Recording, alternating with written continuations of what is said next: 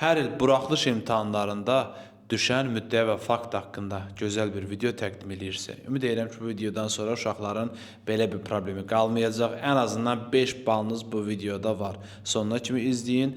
Müəllimə, bizə müddəa və faktın dəqiq konumunu atın zəhmət olmasa. Uşaqların hər birini salamlayıram. Deməli, həm 9-cu siniflər, həm də 11-ci siniflərimiz hər zaman mətn izahlarında soruşurlar ki, müəllimə, müddəa faktı necə yazaq? Səhvlərimiz olur. Bəzən onlar ki, müddəanı başa düşmürlər, faktı başa düşmürlər. Bu videoda inanıram ki, bu probleminiz həll olacaq. Baxın uşaqlar, müddəa nədir, fakt nədir? Bax, birinci bir şey sizə deyim. Müddəanın mətndən eyni cümləni götürüb yazmırsınız. Müddəa mətndə olmur. Mətndəki fikirləri ümumiləşdirirsiniz, bir nəticə çıxarırsınız, müddəa odur. Müddəa ehtimal oluna bilən fikirdir. Məsələn, adi primitiv bir nümunə deyirəm. Deyirəm ki, bugün dərsdə iştirak eləməyən şagirdlər var. Attım da ortaya bir fikir attım. Aha, məsələn, dəqiq Şəbnəm iştirak eləmirsə yazıram ki, Şəbnəm bazar günü 14:30-da dərsdə iştirak eləməyib. Nə bilim, Amil 16:30 dərsində iştirak eləməyibdir. Yəni, faktla sübut eləyə bilirəm mən bunu. Aydındır. Məsələn, gəlin müddəalara baxaq, müddəa fakta baxaq. Deməli, Mirzə Fətəli Axundzadə ilə bağlı bir publisistik mətn verilib sizə. Orada Mirzə Fətəli Axundzadənin yaradıcılığından danışır, fəaliyyətlərindən danışır və orada Mirzə Fətəli Axundzadənin Azərbaycan ədəbiyyatında ilk povestin banisi olduğu vurğulanır. Sonra dramatik növün əsasını qoyduğu vurğulanır. İlk komediyanı onun yazdığı vurğulanırsa, sizə deyir ki, yazıb, bax, adətən belə olur. Yəni, bir faktı verir və imtahanda sizdən müddəanı tapmaq, onunla da bağlı bir faktı tapmağı istəyir. Məsələn, fakt verib ki, tutaq imtahanda. Azərbaycan ədəbiyyatında ilk povestin banisi Mirzə Fətəli Axundzadədir. Bununla bağlı sən müddəa qurmalısan, eyni zamanda ikinci bir faktı da yazmalısan. Düşün, deyir, Azərbaycan ədəbiyyatında ilk povestin banisi Axundzadədir. İlk povestin banisi Axundzadədir. Düşün ki, Axundzadə ilə bağlı nə yaza bilərəm mən? İlk povest Azərbaycan ədəbiyyatı. Tez bunu ümumiləşdir. Deyirsən ki, Axundzadə, Mirzə Fətəli Axundzadə Azərbaycan ədəbiyyatında bir çox ilklərə imza atıb. Bir çox ilklərə imza atıb. Əgər mətndə ikinci bir ilk də varsa, yazırsan ki, Azərbaycan dramaturgiyasında ilk komediyanı Mirzə Fətəli Axundzadə yazıb. Ya da ilklə bağlı bir şey yoxdursa, yazırsan ki, Mirzə Fətəli Axundzadənin Azərbaycan ədəbiyyatında rolu böyükdür. Lap ümumi fikir.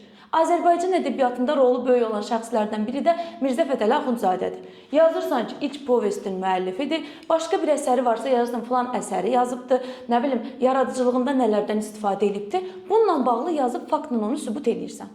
Yəni, biz faktı mətndən seçirik. Mütləq şəkildə fakt mətndən seçilir. Müddəası seçilmir. Müddəa mətndəki faktları ümumiləşdirirsən. Bəli, ümumiləşməsidir. İstəyirsiniz bir dənə də müddəa fakt göstərim. Məsələn, dənizlər oxuyurlar yenə publisistik mətndə dənizlərlə bağlı. Deyir ki, dənizlər canlı aləm üçün mühüm mənbədir müddəasıdır və burada da buna aid faktlar seçmişəm. Mətni oxuyursunuz, mətndə yazılıb ki, minlərlə balıq, yosun, digər dəniz canlıları dəniz sularında yaşayır, insanlar üçün qida mənbəyidir. Dənizdə yaşayan canlıların insanlar üçün qida mənbəyi olduğu vurğulandı.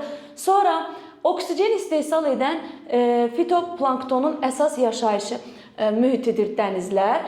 Bu canlılar yer atmosferindəki oksigenin böyük hissəsini təmin etməsindən danışır. Sonra dənizlər qida zəncirinin əsas həlqəsi olan planktonun məskəni olmaqla bir çox canlı növün yaşaması üçün ilkin enerji mənbəyi yaradır.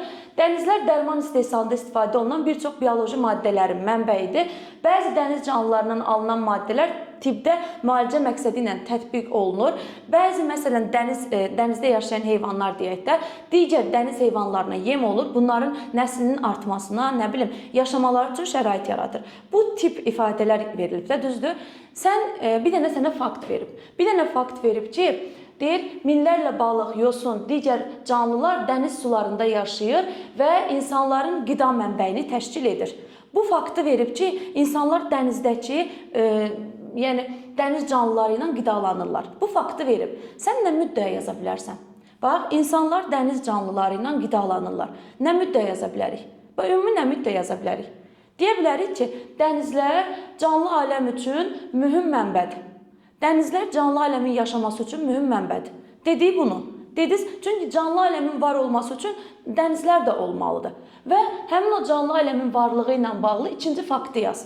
Deyirsən ki, dənizlərdən olan, məsələn, bitkilərdənmi deyək, sonra bəzi dəniz canlılarından bioloji maddələr hazırlanır, dərmanlar hazırlanır ki, bu da canlı orqanizmin müalicəsində tətbiq olunur. Ondan hazırlanan dərmanlar. Başqa yaza bilərsiniz ki, məsələn, dənizdə oksigen istehsal edən plankton, planktonlar yaşayır ki, bunlar da canlı orqanizmin həyatı üçün və ya oksigen üçün mühüm əhəmiyyət kəsb edir. Belə də yaza bilərsiniz. Yəni, qısası faktımızı müddəyə uyğun eləməliyik. Faktı müddəyə ilə biz açmalıyıq. Aydındır. Bayaq, məsələn, Natiq müəllimin TikTokunda izah eləmişik. Lütfüzadə ilə bağlı müddəyə fakt sualında. Tutaq ki, sizə deyir ki, Lütfüzadə 1965-ci ildə qeyri-səlis məntiq nəzəriyyəsinin əsasını qoyubdur və o hal-hazırda dünya xalqlarında istifadə olunur. Dünyanın hər yerində demək olar ki, bir çox ölkələrdə istifadə olunur. Belə bir fakt verdi. Sən buna aid nə müddəyə yaza bilərsən? Yazarsan ki, Lütfüzadə dünya elminə böyük töhfələr verən alimdir. Böyük töhfələr vermişdi.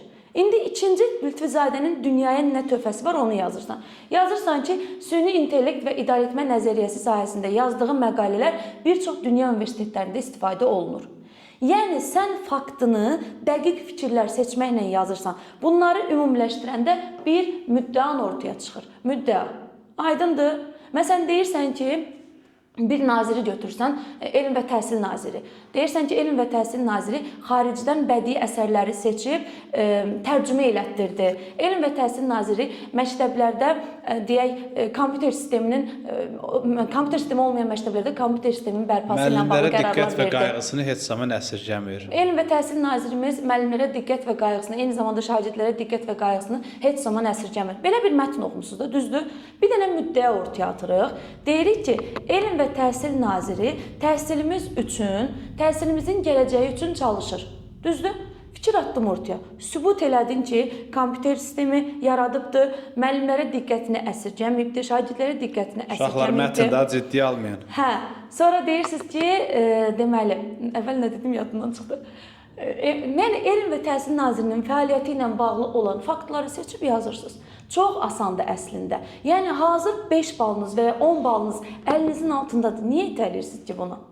Hər mətndə bir dənə müddəə fakt sualı olsa 10 bal olur açıq sualda. Əla, bəs biz bunu indi bir dənə videoda təqdim elədik. Uşaqlara necə dəstək ola bilərik? Uşaqlar qəbul tipli mətnlər işləmək istəyirlərsə və ya mətnləri asan necə işləmək lazımdır? Bunu istəyirlərsə bizim dərs qruplarımıza, sürət qruplarımıza, mətn qruplarımıza, sınaqlar qruplarımıza qoşula bilərsiniz. Siz özünüz izah edirsiniz, müəllim yoxsa köməkçi müəllim izah edir? Natiq müəllimlə bircədir təbii ki dərslərimiz. Dərs sahələri daha çox Azərbaycan ilə Natiq müəllimə aiddir. Mətnlər hər ikimizə aiddir. Ədəbiyyatdan da qoşula bilərsiniz. Mənim mətnə filanım yoxdur. Ədəbiyyat izah dərslərimizə də qoşula bilərsiniz. Bu arada qoşulmaq üçün 055 597 0151 nömrəsinə WhatsApp-da yazırsınız, dərslərimizə qoşulursunuz. İmtahana qədər davamlı şəkildə mətn işləyirsiniz, imtahanda da nəticəsini görürsünüz. Ağa, neçə mətn yazmışdın ağa? 24.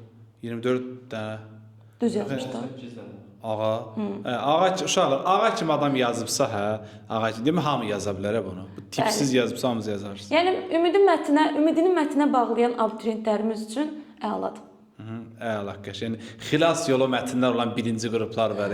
Qurban olum, oradan 70 gəlsin, 10 bal dili qaydası 80, riyaziyyat Allah yarımsıq biraz yazdı. 178 ilə girdik Qazaxda şərabçılığa zada. Nə baxırsan, nə olub pislik şərabçılıq?